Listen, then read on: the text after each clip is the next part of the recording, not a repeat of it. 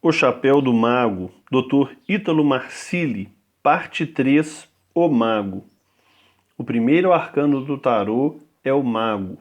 O Mago é um rapaz jovem que traja uma roupa colorida e extravagante, como o uniforme da Guarda Suíça Pontifícia, responsável pela segurança do Papa.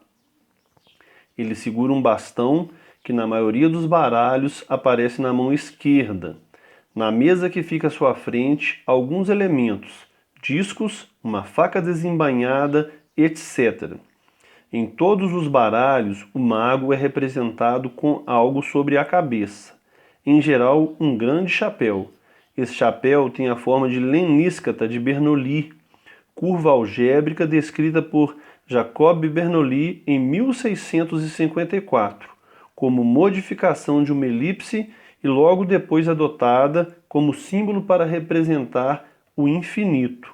Você com certeza já viu dezenas de leníscatas em tatuagens, bijuterias, roupas e objetos decorativos. O mago é a primeira lâmina do tarô porque é a primeira chave de compreensão. Sem a noção de infinito, não teríamos como compreender as séries seguintes. Ele usa o chapéu sobre a cabeça para protegê-lo e proteger seus olhos, assim como um chapéu nos protege da chuva e dos raios solares que podem nos atrapalhar a visão. Diferentemente, porém, dos nossos chapéus do dia a dia, o chapéu do mago tem a peculiar forma de leníscata, comumente referida como um 8 deitado. Mas qual é afinal a origem desse símbolo? Desenhe uma cruz com seus dois eixos, um horizontal e um vertical. Feche as extremidades da cruz, ligando a esquerda à de cima e a de baixo à direita, o que resulta daí a leníscata, símbolo do infinito. A leníscata não é, portanto, um 8 deitado, mas uma cruz cujas extremidades se fecham, dando-nos a noção da totalidade do real, de todas as possibilidades do ser. O princípio do tamanho do mundo. O professor Olavo de Carvalho inicia seu curso de Filosofia da Ciência ensinando que há algumas coisas que estão sempre em nosso campo de percepção e das quais não podemos nos esquecer, porque se delas nos esquecermos ou se deixarmos de ver, já não entenderemos mais nada e ficaremos desorientados no mundo. Essas coisas são os primeiros princípios. Um desses princípios essenciais é o princípio do tamanho do mundo. Essa é a primeira coisa em que precisamos concentrar a atenção. Para atender um paciente em consultório, para orientar um filho, para fazer um projeto com um cônjuge, para traçar as estratégias de uma empresa, para tudo isso é preciso ter uma ideia do tamanho do mundo. Alguém jamais tenha refletido sobre isso poderá apresentar-se em dizer que o mundo se limita a este lugar material onde estamos, aquilo que vemos. Mas será assim mesmo? Ou será que existe um princípio filosófico indestrutível que não se pode negar, chamado infinitude? Qual é o tamanho do mundo? Ele é limitado ou ilimitado? É finito ou infinito? Responder essas perguntas é fundamental para um bom exercício da psicologia e para descobrirmos quem é o homem, qual é o tamanho do homem e qual é o tamanho do mundo no qual ele está inserido. Qual é o seu tamanho e qual é o tamanho do seu projeto? Qual é o tamanho do seu coração, do seu amor? Qual é o tamanho possível de todas as suas sensações superiores, de sua inteligência, de seu saber? É preciso descobrir. Se dizemos de modo ingênuo e rápido que as coisas aqui são limitadas e pequenas, então temos uma certa visão do mundo. Se ao contrário, dizemos que o mundo é ilimitado e possui um elemento de infinitude, temos então uma outra percepção sobre o que é o mundo. Se existe um limite para as coisas do mundo, o que é que há na fronteira desse limite? Por definição, o limite já não pode fazer parte da própria coisa, mas tem de ser uma outra coisa. O limite do meu corpo, por exemplo, não é mais meu corpo, é onde ele acaba e começa uma outra coisa. E se começa uma outra coisa, isso quer dizer que obviamente existe uma outra coisa além do meu corpo. Vou dar outro exemplo, agora do campo da matemática. Não sei se você se lembra, mas a série dos números inteiros não termina e é infinita. Z é igual menos 3, menos 2, menos 1, 0, mais 1, mais 2, mais 3, etc. 1, 2, 3, 4, 5, 6, 7, 8, 9, 10, 1000, 2000, 20.000, 1 trilhão, 1 quintilhão. Pense no maior número possível. Sempre dá para acrescentar mais um. É sempre possível, portanto, conceber um número inteiro posterior ao último número em que você pensou. Ao menos nesse universo matemático, a noção do infinito, de algo que não termina, é clara e óbvia. Isso por si só já é uma ruptura enorme com o pensamento materialista do nosso tempo, embora se trate apenas de um infinito potencial. Ora, até um homem vulgar contemporâneo que jamais tenha pensado em nada metafísico é capaz de reconhecer que realmente existe algo infinito. Embora não saiba dizer exatamente de que se trata, ele é capaz de entender que não é mais possível dizer que absolutamente tudo tem um limite e um fim. Não, alguma coisa que nunca termina. Partindo de uma análise muito simples da realidade, ele é obrigado a declarar que há alguma coisa que permanece, algo que continua, que não acaba jamais. Um vislumbre da eternidade. O que aconteceu, aconteceu e não pode desacontecer. Precisamos ter noção de dois tamanhos, do tamanho do homem e do tamanho do mundo no qual o homem está inscrito. Para isso, observaremos primeiramente nossos atos. Assim ficará mais fácil, afinal, estamos constantemente pensando e fazendo coisas, ou seja, estamos agindo o tempo todo. Quero que você pense no que está fazendo concretamente nesse exato momento. Agora você está lendo este texto, certo? Não há como discordar disso. Daqui a pouco você deixará de ler e irá tomar um copo d'água, dormir, fumar, trabalhar, encontrar um amigo ou fazer alguma outra coisa. Mas é inegável que agora você está lendo. Amanhã, ao se lembrar do que fez hoje, você verá obrigado a admitir que, de fato, passou alguns minutos lendo este texto. Isso eu fiz mesmo. Eu li. Isso realmente aconteceu. Faça o seguinte exercício. Amanhã, sente-se e ponha-se a pensar. Ontem eu li um texto por algum tempo. Esse ato de ler o texto, onde é que ele está? Talvez você se veja tentado a responder prontamente. Na minha memória. O ato está guardado na minha memória. Mas já adianto que o que estará na sua memória será apenas a lembrança do ato, não o ato em si. Busque uma resposta mais profunda. Onde está esse ato? Ele aconteceu? Onde está isto que aconteceu? Essa é uma pergunta que você é obrigado a se fazer caso queira levar a vida a sério, porque o que aconteceu não desacontece. Amanhã, se você tiver um pouco de sinceridade e sensibilidade, terá de reconhecer que o ato de ler esse texto hoje realmente aconteceu, e mesmo com o passar do tempo não deixou de acontecer.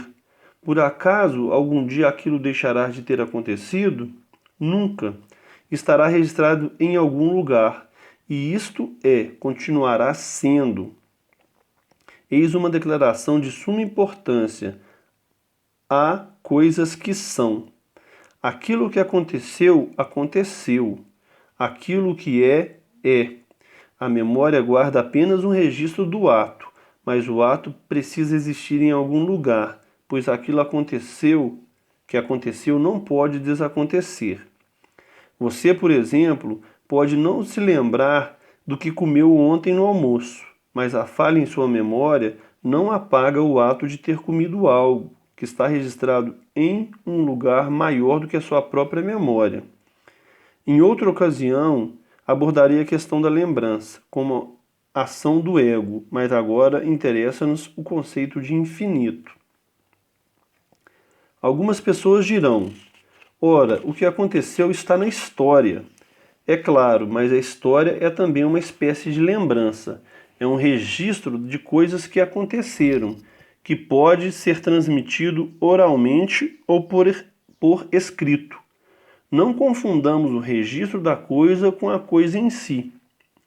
Se todos os registros da guerra napoleônica forem destruídos, se todos os livros sobre ela forem queimados e todas as pessoas deixarem de ler, de se lembrar dela, a derrota em Waterloo deixará de ter acontecido? Não. Por mais que ninguém mais fale sobre esse evento, por mais que não reste um registro sequer, ele ainda terá acontecido.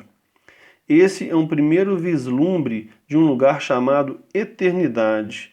E não é preciso ter uma religião para conseguir percebê-lo. As coisas são o que são e seguem sendo, independentemente de você se lembrar delas, registrá-las, tê-las visto, elas são independentemente do seu testemunho. Uma folhinha que balance lá fora terá balançado para sempre. Ela não desbalançará, por assim dizer. Um cachorro que late não deslate. Um abraço dado não pode ser desdado, ainda que você se arrependa de tê-lo dado. Você abraçou alguém, isso aconteceu. Existe uma consistência do mundo que está além daquilo que vemos, e há também uma série infinita de coisas, como o revela a série de números inteiros. Qualquer pretensa abordagem psicológica que esqueça o tamanho verdadeiro do mundo olha para algo que não é real. Quando se olha para alguém, inclusive para um paciente, é preciso sempre lembrar de que estes atos permanecem, eles podem ser esquecidos, mas não deixam de ser. Ato e potência. Tudo o que eu fiz é. Tudo o que eu pensei também é. Espero que ninguém mais duvide disso. Mas e aquilo que não fiz e em que não pensei? Por incrível que pareça, isso também faz parte da estrutura do mundo. Se agora estou dando uma aula, não estou jantando com meu amigo, embora pudesse estar jantando com ele. A estrutura da realidade, portanto, tem de ser entendida tanto por aquilo que pode ser, que está presente em potência, quanto por aquilo que é, mesmo que está presente em ato. Você pode pegar pedaços de madeira e transformá-los em uma cadeira. Essa matéria-prima bruta não é uma cadeira, mas pode ser uma cadeira. Eles têm a possibilidade de se converter em uma cadeira se uma fonte externa de mudança agir sobre eles, ou seja, se você pegá-los, lixá-los e uni-los com pregos e cola. Nesse caso, pode-se dizer que a potência de se tornar cadeira daqueles pedaços de madeira foi atualizada, e assim deixou de existir como mera potência, como mera possibilidade. Pois bem, essa possibilidade de converter-se em cadeira também faz parte da realidade. Mas será que as coisas têm possibilidades infinitas?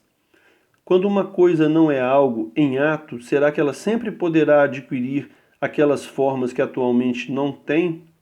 Será que a água de um rio poderá um dia ser transformada em cadeira? Um boi é uma girafa em potência? Eu tenho a possibilidade de me tornar uma árvore? A água jamais poderá assumir a forma de uma cadeira. Um boi não tem em si a possibilidade de tornar-se girafa, e eu nunca poderei ser uma árvore. Não podemos pensar que uma coisa é potencialmente qualquer coisa. Há potencialidades enraizadas na natureza das coisas tal como existem, e essas potencialidades são limitadas. Aristóteles dizia que cada semente tem dentro de si uma potência que a destina a chegar em uma determinada forma final. Hoje temos um jeito diferente de dizer algo muito similar no que diz respeito aos seres vivos. Usando o linguajar da ciência moderna, podemos dizer, por exemplo, que o código genético de uma semente de girassol programa um crescimento diferente daquele dado pelo código genético de um grão de feijão. Isso explica porque um girassol nunca será um pé de feijão. Eu também não posso ser tudo o que eu quiser. Não posso ser um macaco nem um búfalo, embora possa usar uma fantasia e fingir que sou. Também não posso voar com as minhas próprias forças. Posso sim pegar um avião, mas nesse caso o que estaria voando seria o avião e não eu. Eu mesmo não voo, nem posso voar. Posso criar dispositivos voadores, mas eu mesmo não posso voar. Essa não é uma possibilidade minha.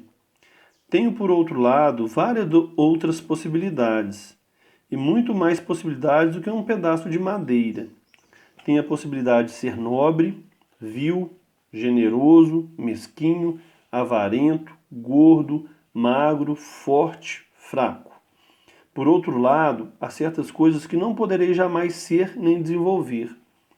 E ainda, mesmo tendo certas possibilidades, pode ser que eu não venha a desenvolvê-las efetivamente.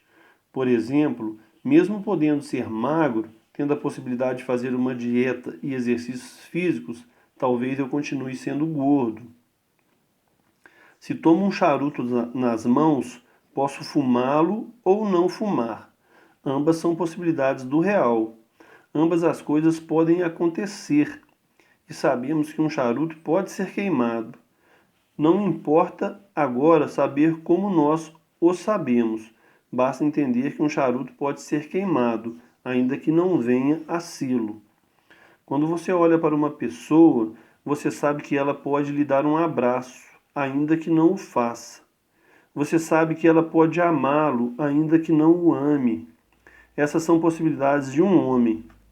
O real, portanto, é não apenas aquilo que está acontecendo agora em ato, mas também aquilo que poderia acontecer, ou seja, que está em potência. Se só pudéssemos nos mover com base naquilo que acontece, naquilo que chega a ser ato, não teríamos qualquer tipo de orientação neste mundo e as pessoas seriam como manequins de loja, estáticos. Mas uma pessoa real não é assim, pois encerra um conjunto enorme de possibilidades. Enquanto estou gravando uma de minhas aulas, ao olhar para minha irmã, que é quem faz a filmagem, sei que ela pode dizer uma série de coisas. Ítalo, essa aula está lenta, ou ao contrário, acho que você está falando rápido demais. Ela pode dizer ainda, essa aula está ótima. Não estou entendendo nada. Ah, agora estou começando a entender. Estou ansiosa, estou com dor de barriga, preciso ir ao banheiro, estou com fome, preferi estar em outro lugar e tantas outras coisas. O que nos orienta, enfim, é o conjunto formado tanto pelas atualidades quanto pelas virtualidades. Noutras palavras, por aquilo que está sendo e por aquilo que poderia ser. Isso é o real. E é algo maravilhoso que joga por terra todo tipo de pensamento materialista. O materialismo é uma visão de mundo impossível. O cara que acorda, abre a tampa da privada e urina ali, já não pode ser materialista. Em primeiro lugar, porque esse vaso sanitário, antes de existir fisicamente, existiu imaterialmente na mente de seu primeiro inventor. Além disso, chegando ao banheiro e se deparando com a tampa do vaso sanitário fechada, nem mesmo o materialista diz: puxa vida, a tampa está fechada, já era, não posso mais urinar. Ele sabe que, embora esteja fechada, ela pode ser aberta. Ele não vê o vaso aberto, não vê o caminho livre, mas sabe que há a possibilidade de abri-lo. Uma possibilidade que até então existe somente na mente dele. Uma vez aberta a tampa, a possibilidade deixará de ser mera possibilidade e será convertida em ato. O conjunto de virtualidades é formado por aquilo que não estou vendo, que não está acontecendo agora, mas que poderia acontecer. As possibilidades também estão contidas no conjunto do real. A realidade é tanto esse elemento material que se apresenta para nós no imperativo da presença física, quanto aquilo que não está acontecendo, mas poderia acontecer. Mas então, o conjunto das possibilidades universais permanece sempre desconhecido, oculto, ou precisa ser conhecido para que seja possível. Em outras palavras, para que as coisas sejam possíveis, é necessário que alguém conheça essas possibilidades? Essa é uma pergunta central que iremos responder aos poucos. Não é preciso dar uma resposta agora, você terá de conviver com essa dúvida. Para melhor entender o domínio do possível. Um cachorro que você vê parado na rua não é apenas um animal parado, mas um animal que pode morder, correr, abanar o rabo, latir e atacar. Ele é tudo isso, do contrário, não seria um cachorro de verdade. Seria um cachorro de madeira, um bicho empalhado, um fóssil qualquer, outra coisa que não um cachorro. Todas essas coisas pertencem ao conjunto do possível. Vou dar ainda outro exemplo. Eu tenho filhos.